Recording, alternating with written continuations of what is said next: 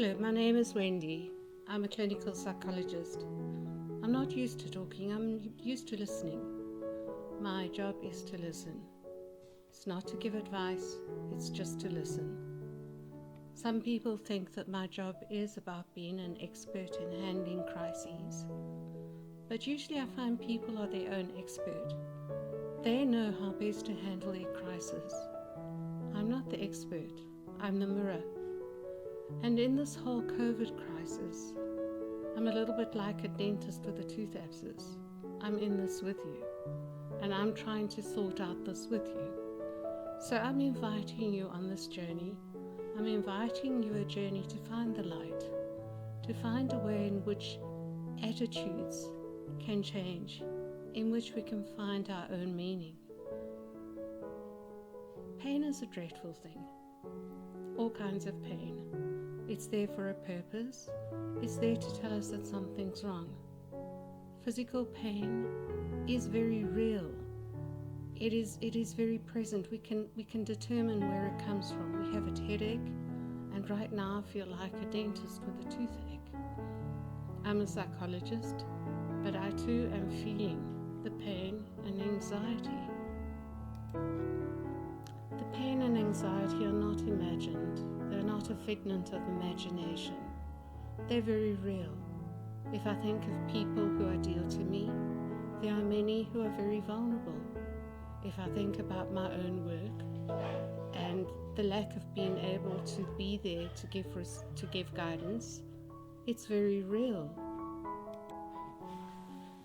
When we raised our glass to 2020, I think we all hoped it would be a good one.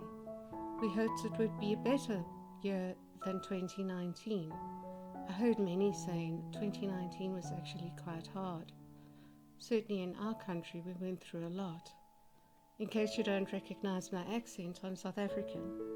And I think one of the things about being South African is that you do have a bit of resilience. We've been through quite a lot in terms of change and in terms of loss. We've had to adapt to things that some people have found hard. We can quantify physical pain. We can say it's moderate, we can say it's mild, we can say it's severe. Emotional pain, to a certain extent, we can do the same. We're mildly anxious or absolutely panic-stricken. And each one of you will probably be feeling the same. Sort of putting yourself in some kind of continuum of just cruising with the mild discomfort, or unable to sleep, having nightmares, wondering if you're going to cope, wondering if you're going to lose loved ones. What is so very difficult about this situation is the fact that we don't have a time limit. If we had a time limit, if we could count down days, if we could say only 100 sleeps, or only 10 sleeps, or only 1 sleep, we would be able to deal with it. We'd be able to somehow suck it up or get on with it. But we don't know. We're looking all the time for good news. Sometimes our searching for good news blinds us to what's actually happening. When I was training to be a psychologist, I had to learn a lot about psychopathology, about what makes people break down, about how to classify psychopathology. We have a nice little thing that we call the DSM-5, and it tells us all kinds of things that people might suffer from. But through my work, what has fascinated me far more is what makes people survive, what makes them resilient, what gives courage, what makes marriages work rather than what makes them fail. And it's in this quest that we are going to really try to discover a way to walk through this together.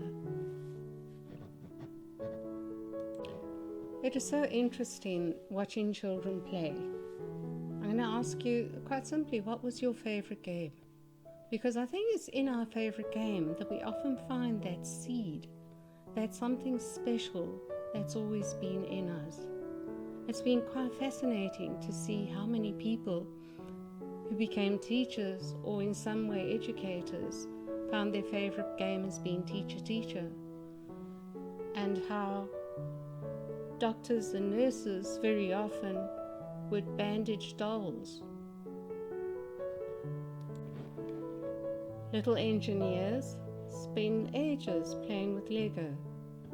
We all have within us that early seed of where we need to go. Believing in this is believing that we're not born into a world of indifference, but we're born into a world of definite purpose, a world where there is meaning. It is strange to see a world that seems so concrete and so very secure just come crumbling down. It started with the financial systems, health systems crumbling, and suddenly everything that we built up, what we realize is that it's just that. It's something that we've built up. In some cases, it seems to have no reality. When I grew up, my mother used to listen to the stock exchange prices every day. She had a little bit of money that she invested in the stock exchange, and this became our reality. Now suddenly I'm watching everything crumble and realizing actually this is not our reality. Our reality is something deeper and more authentic, but it's very difficult to watch something that we held on to just disappear. I'm less worried about stock markets and more concerned about people's employment. I think for myself, being self-employed, it's very easy to relate to the many who are going from month to month, having to earn some kind of income. Many people have small businesses, and it's particularly the small business that has been very badly hit.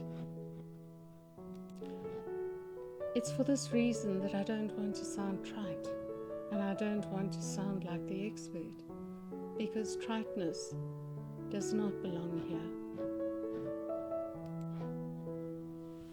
That's why I'm taking you back to the first question I asked. What game did you most like as a child? What did you choose to play when you were the one who could call the shots? What was it that got you excited and happy?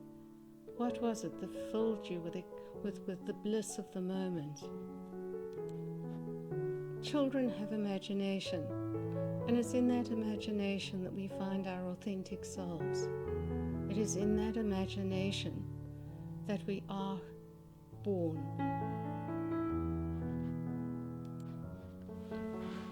We are born physically the day our mothers give birth, but we are born spiritually the day our imagination is able to take control of our emotion. It's our imagination that allows us to be heroes, and at this point more than ever we have to rewrite that book of our lives. We have to be able to see ourselves as heroes. There's nothing more frightening than having monsters under your bed. Many of us have monsters under our bed at this very minute, and that monster is the feeling of helplessness, the feeling that we won't survive. It is so important to recognize that we can and we will, but it's about our attitude, and it's about working together. We cannot do this alone. Every Friday at 1 o'clock in South Africa, the radio stations play the national anthem. I find it very moving. I think but just because our country has had such a turbulent history, a history of such bloodshed, of such suffering, that I feel very united to the many people of colour, all races, creeds, religions, and know that we're all hearing this together. We've all got the same prayer: God save Africa, God bless Africa. But it's not only Africa, it's everywhere. We're in this together. We're all part of one global community. I like to think of our soul as a seed. And that seed really starts growing the day we develop our imagination. Each one of us is unique. There's not one single kind of seed that does not have its own potential pattern. So I'm going back very simply and I'm asking you, what was your favorite game? What does it feel like to play that game? Was there a day where you stopped playing? Was there a day where the pressures of school, university, the job took away the joy of playing that game? That game is always the foundation of our imagination. Our favorite game tells us about our own uniqueness. It tells about what we would choose. The way we play the game is how we would choose to do it. And I want you to think very carefully about what is authentic in you. Authenticity is actually not a serious thing. Authenticity is playful. Authenticity is learning to discover yourself, learning to be free of hindrances of what other people expect of you. So as we go into this journey through COVID and uncertainty and everything crumbling around us, we have to look and say, in every ruin, there's some seed that is going to grow. And this is what we're going to be starting now. So very simply, what was your favorite game? Your game will be different to mine because you are different to me. You have a different purpose here. You have a different meaning. You have a different way of connecting. And this is the whole thing, is rediscovering what is real in yourself, what is authentic. To rediscover how you as an individual can cope with what is happening right now. This is going to be the first recording of a series. There is no simple, easy solution. There's only a personal, deep, abiding, developing way to deal with this. I will be looking at various themes. I think the most difficult is actually the introduction. Talking to a computer screen is not easy. I think the other thing is that soon I will be introducing books and reading that might help you. It is important, and it's your attitude that is going to determine whether you're dealing every day with monsters under your bed or whether you're able to become that hero in your own life. See you.